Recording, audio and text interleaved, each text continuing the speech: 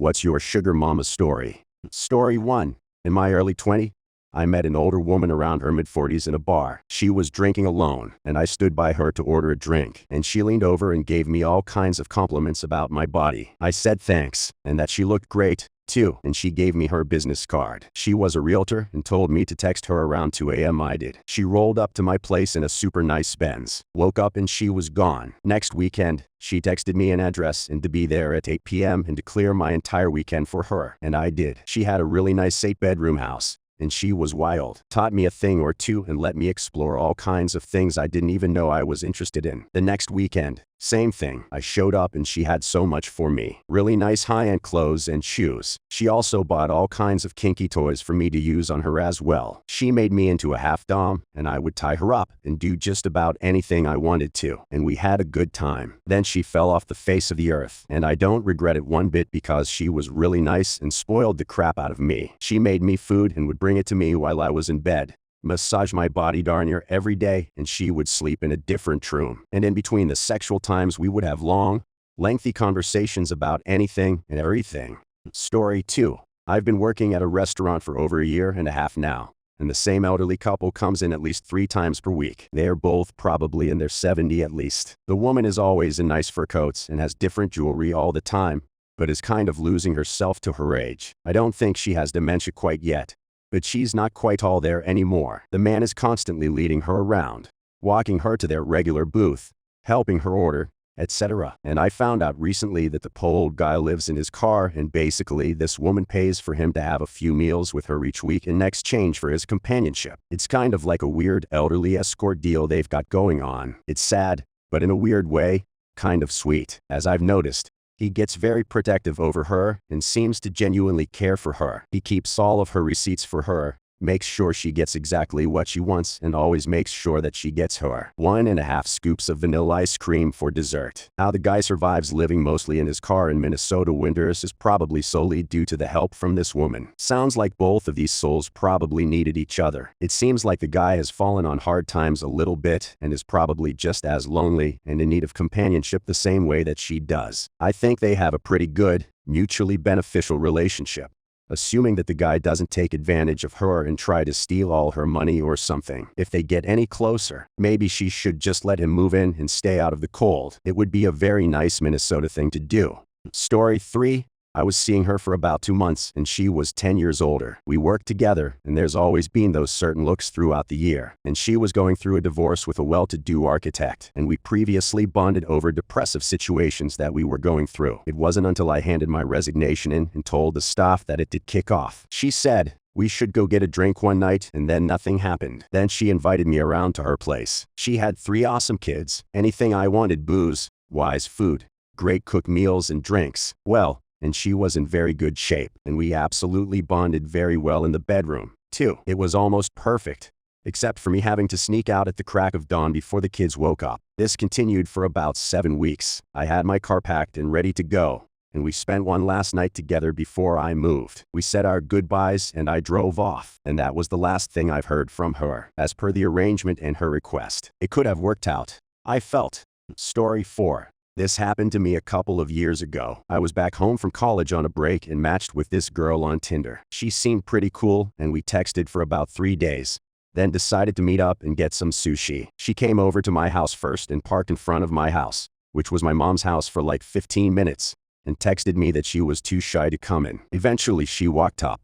We got sushi and then went back to my place. One thing led to another, and pretty soon we were doing the horizontal hokey pokey in my bedroom. She stayed the night, and we hung out and got breakfast the next morning, and she said that she had to go to the mall to return some stuff and asked if I wanted to tag along. I said, sure, why not? So we go to the mall, and she's returning some clothes or something. So I'm just looking around the store, and I find this nice Patagonia jacket, and I was checking it out. When she was done, she saw me checking it out and asked if I wanted it, and I said, heck yeah, but it's like $250, and she said she'd buy it for me, and I just laughed. She took it off the rack and went to the counter. I thought she was just really committed to the bit until she pulled out a manila folder full of $100 bills. My jaw dropped and I probably made a weird sound, and she just looked at me and winked. We left the mall and I had my dope jacket all bagged up, and I asked her about the money, and she just said, Don't worry about it. We've been talking for a couple of days, and I knew a lot about her at this point and knew that she worked at a close to minimum wage job. So I just let it go. She drives me back to my house, and before I get out of the car, she says,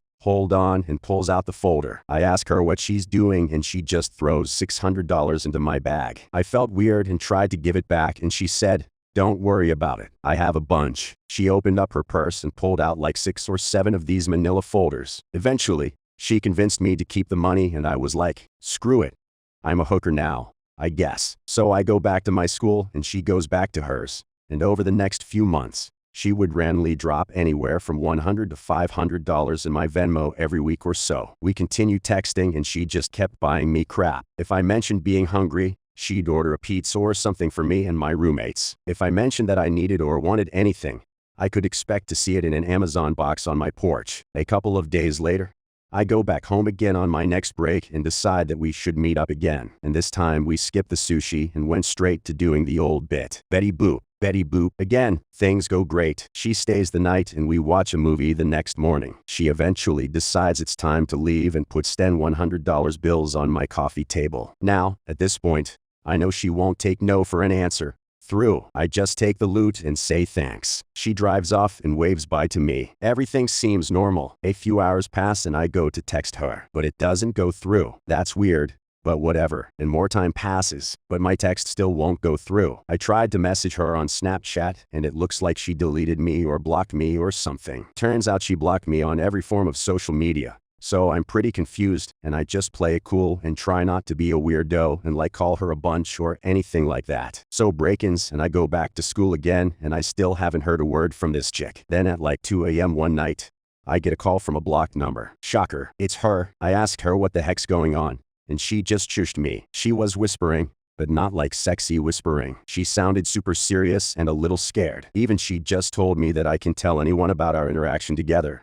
Not her name or anything. She even asked me to delete pictures she sent of herself. I asked what the hell is going on, and she just tells me he has to go. I hung up the phone and never heard from her again. Still got the Patagonia jacket, though. Alright, people in the comments, what are your theories on what this chick did to acquire such copious amounts of cash? My top vote would be stripper. It would account for the constant flow of cash, but doesn't quite explain why she wanted to shower this guy with gifts. Maybe that was just her thing and has been burned so much in other relationships that she uses money to keep guys around like a fancy security blanket of sorts. Another theory would be, of course, that she is into some criminal enterprise of some sort, like a drug dealer. But I'd love to hear your theories in the comments.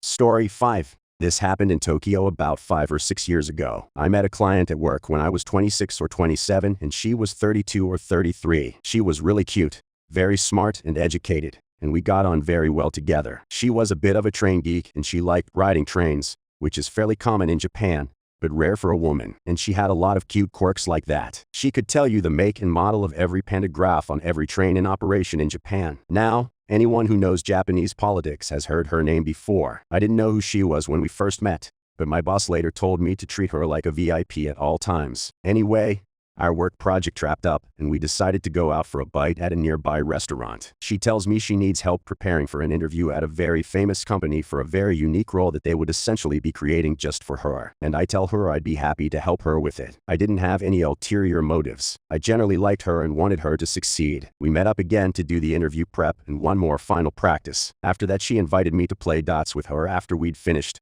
since she apparently enjoyed dots and I'd never played before. We went out to a dots bar in the early evening, and somehow we ended up playing a game where the loser of the game had to drink tequila shots. She mopped the floor with me, but we both started doing shots until well past the last trains home. Eventually, we wound up going to an internet cafe to spend the rest of the night. But things progressed pretty quickly. She got touchy-feely and decided to get out of there and go to a hotel together. And so began our relationship. She turned out to be richer than God. She would buy all kinds of stuff for me and would never let me pay for dates. Even though I was making very good money for my age and wanted to take me on all kinds of trips around Asia. She bought me some very nice watches and clothes, which I still have and cherish to this day. She had a Benz and an Aston Martin and some other cars, just lying around in her parking spaces in the middle of Tokyo. Probably would have married her if it weren't for some complications with her marital status. I found out about that after a few weeks of dating. It was a bit of a tragedy, really, and it turned out that she was in a turbo, loveless marriage and had a young child. I found out about that way after we'd already been going out for a while. And at first it made me uncomfortable to be in that situation, but I started to understand that she was trapped in it, and due to societal pressure, she had no real way of divorcing. Neither of them wanted to continue their marriage, and both of them were seeing other people. But due to the very high profile in the Japanese media, a divorce was out of the question. We ended up breaking up when we realized having a kid together would cause irreversible damage to her political career, and a divorce to marry a white guy would be the end of her professionally. That really sucked.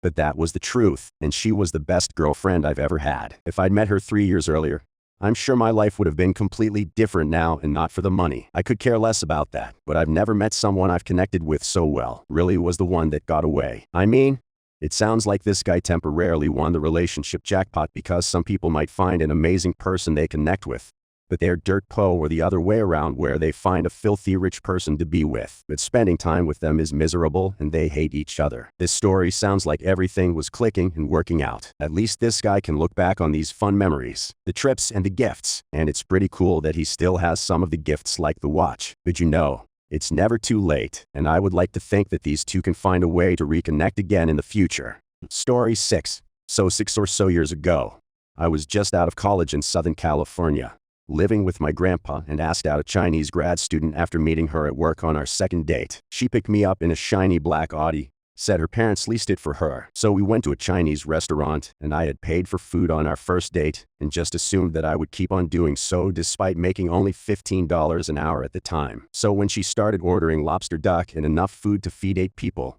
I started getting a bit nervous. The check came and I reached for it, but she snatched it away, got out her wallet and pulled out 3 Benjamins like it was nothing. And when she did that, I couldn't help catch a glimpse at the stack of crisp bills, all which seemed to have the similar pattern with Benjamin Franklin's bald head peeking out the top. She had to have at least like $2 grand in there. I don't like going to the bank, so I just get it all at once, she said. I had way less in my name than she had in her entire wallet. Anyway, she paid for the $200 plus meal and let me have the leftovers. So I had my meals set for next week. From then on, we alternated paying for dates. My meals would be 1 or 2 money signs on Yelp, and hers were 3+. She eventually would pay for Disneyland tickets, Laker games, and some fantastic meals before 5 months later, she'd graduate. Her student visa expired and she went back to China. And she was really down to earth too, because once we went to a spot near downtown and she street parked in Skid Row. Now I advised against it, motioning to the homeless encampments, but she said it was no big deal, very chill. Her English was good enough to hold a conversation, but once we were lying in bed and it was kind of a lull,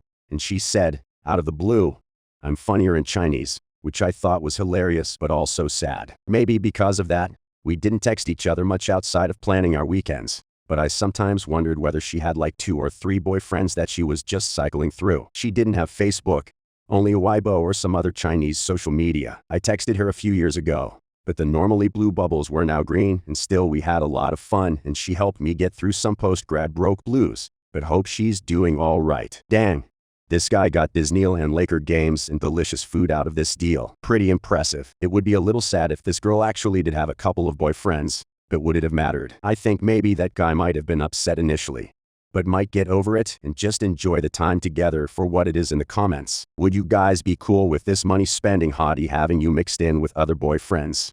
Story 7. We were lying in bed talking about our past, and he told me about a job that he had just after graduating from high school, working at a corner store the summer before he went to college. The owner had a car accident and became partially disabled. The owner asked if he would like to earn some extra money working around his house while he recovered. So he said things went well for about a month, until one day the store owner was gone and his wife came to the garage in an open bathrobe. At first he just kind of blushed and turned away, but after a week or so of her turning up half naked in different spots around the house, he took her up on the offer. He said the owner suddenly doubled his salary at the store, but he only had to go there once a week, and the rest of the time he was to report to the house where his salary was doubled, and they bought him a new used car. He said, except for his one day at the store, he never did any work except banging the wife, and suddenly he has had enough to cover his tuition. He went to a local college and kept that job for 2 years. The owner with rehab was able to move from a wheelchair to crutches, and then from crutches to a cane. And then one day called the young man's side and told him they were selling the house in the store and moving to Florida. He told me that the old man also said, "I want you to know you saved my marriage. You think I didn't know you were sleeping with her this whole time?" Yeah, It was my idea. I love my wife and I'd do anything for her. But that accident changed things for us. You're young and just wanted some, you know what, and a car and a few extra dollars for school and some money in your pocket. An older man would have come in here and just had the house and the store. And my wife too. We're moving on. But you don't have to worry about tuition. Just keep on with school. Young man. He said his tuition stayed paid until he graduated. But he never saw the old man or his wife again. In a way too, I wonder if this young man sleeping with the wife actually helped motivate the husband to heal up quickly and get back on his feet. Because I don't think anything would piss off a guy more than seeing a younger college kid doing your wife. And what better way to fuel your recovery and rehab? It seems like pretty much all three people in this story got some great benefits. The young guy gets free tuition and an extra bedroom benefits. The wife gets laid and the husband gets to keep his wife happy. We should all be so lucky for this kind of arrangement. When he subscribe, make sure to hit the bell to turn on notifications. Either way, thanks a lot for watching, and we'll see you guys next time.